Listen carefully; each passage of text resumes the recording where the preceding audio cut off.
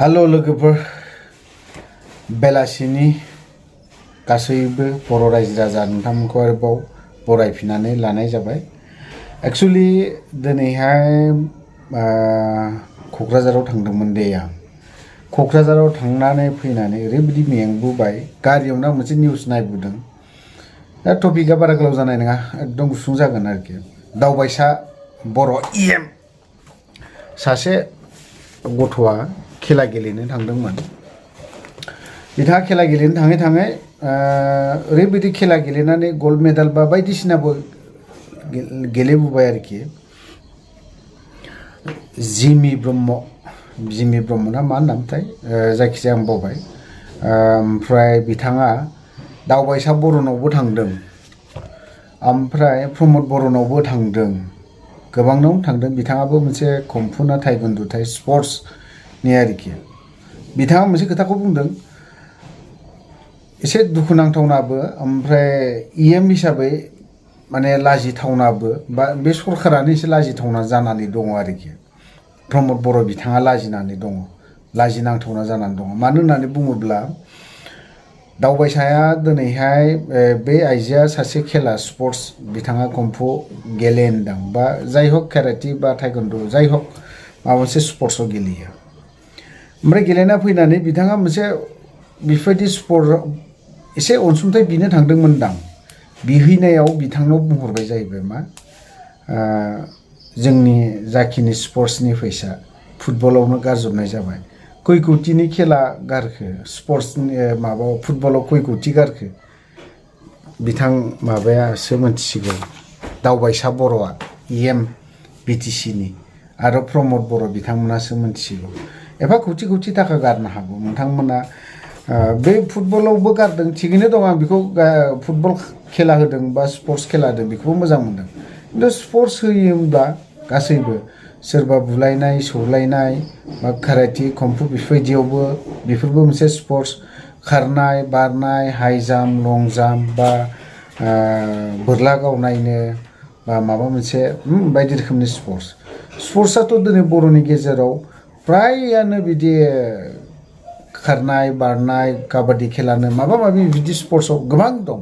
खिन्थु बैफोर स्पर्ट्सखौ मानो नायनो नागिराखै आरो मानो गोदो हाबनानै दोनहोनो नागिरदों?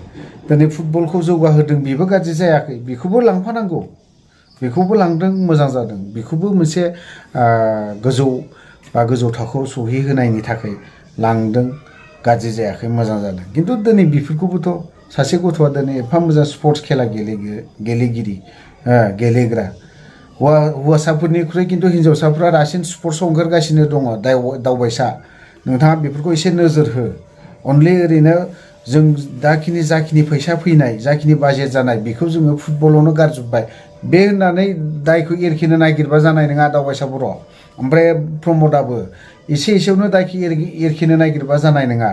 दा ससियेल मिडियानि जुग, मिथिबाय? नोंथाङा मोनथिब्लाबो मोनथियै बायदि, खोनाब्लाबो खोनायै बायदि नोंथाङा बिराद माबा बायदि जानानै दङ, जाम्बा स्टाइल जानानै दङ। बेफोरबायदिखौ दा खालाम। नुबाबो नुयैफोरबायदि, खोनाबाबो खोनायैफोरबायदि बिदि दा खालाम। ससियेल मिडियानि जुग दा, जायगायावनो बायदिसिना खोथा बुङो। गोबां इउटिउबारफोर दं, गोबां इउटिउबारफ्रानो दानो मोजां खोनायोबा मोजां नायसनोब्ला नों होनजाबावगोन। आंल'सो बुंबाय, गुबुनाथ' बुंबावाखै, आरो दंबावोसो, बुंबावगोन। दावबायसानि खोमायाबो खोनासंनो बानानै खोमा सोमा जिगुलाय लांनोबो हागौ, मिथिबाय? ओंखायनो नोंथाङा ओरैनो फुटबलखौल' नायबाबो जानाय नङा। बे जिहेथु गुबुन कम्फुनो माबा माबि बायदिसिना बेफोरबायदिनिफ्रायबो बर' लाइमोनफ्रा जौगानो हायो। नोंथांमोना साख्रिथ' होनो हाया, बेफोरबायदि खेला गेलेनानै हयथ'बा बिसोर साख्रिफोरबो मोनहैनोबो हागौ। गावनि गसंना थानो हानायनि मोनसे राहा लामाया बेफोरनिफ्रायबो जायो। अनलि फुटबलाव जे राहा लामा ओंखारहैगोन बेबो नङा।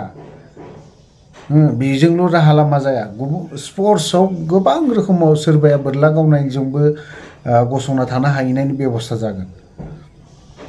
प्रमद बर'आबोथ' टाइमखौनो होबावा। प्रमद बर'आ दावबायसाया आरो प्रमदनाव सोरबा सासेखौ बेफोरबायदि नाथ्रोद नुथ्रोद ओरै हरलाय खालामबाय थाबा जानाय नङा। नोंथांमोना मोजां सरकार सालायनो नागिरदों नाम लानो नागिरदों गल्ड मेडेल गाननो नागिरदों सरकार मोजां सालायनायनि नामावहाय बिथां प्रमद बर'आ ओंखायनो गल्ड मेडेलखौ लानोब्ला बैफोर फारसे बिथिङावबो नोजोर हो मालाबा नङा मालाबा सोरबा सासेया एथम बेफ्रुनायफोरबायदि नोंजों आगदा आगसि थाग्राफ्रानो बेफ्रु होगोनबो निउसावसो बेफ्रु होगोन नोंसोरनिया बेफोरबायदि जिखियानो जाला दिनैहाय सापागुरि टु मालिबिथा थांनाय लामाखौ आबसुआ दिनै रौमारिनि आबसुफ्रा दिनै स्टुडेन्टफोरखौ धरना होनो गोनां जादों एक्सुवेलि बे लामाया सेंसन जाखानानै दं बा बे लामाखौ बानायनो थाखाय खैला मैला बायदियावहाय बिनि जेसेबां जेसिबिनो बायदिसिना माबा माबि अस्त्रफोरखौ लांनानै दोनहैखादों दा ओरैनो बे धरना होनायफ्राबो एसे माबासो 2 घन्टा 3 घन्टा बेफोरबायदिल' खालामनायजों जाज्राङा खालामोबा राजा लामायावसो खालामनायासो मोजां ओरैनो फिसा फिसौ माहायबा 2 घन्टा 1 घन्टा बिदि लाज्रांनाय बेखौ बिटिसिल' मोनथिगोन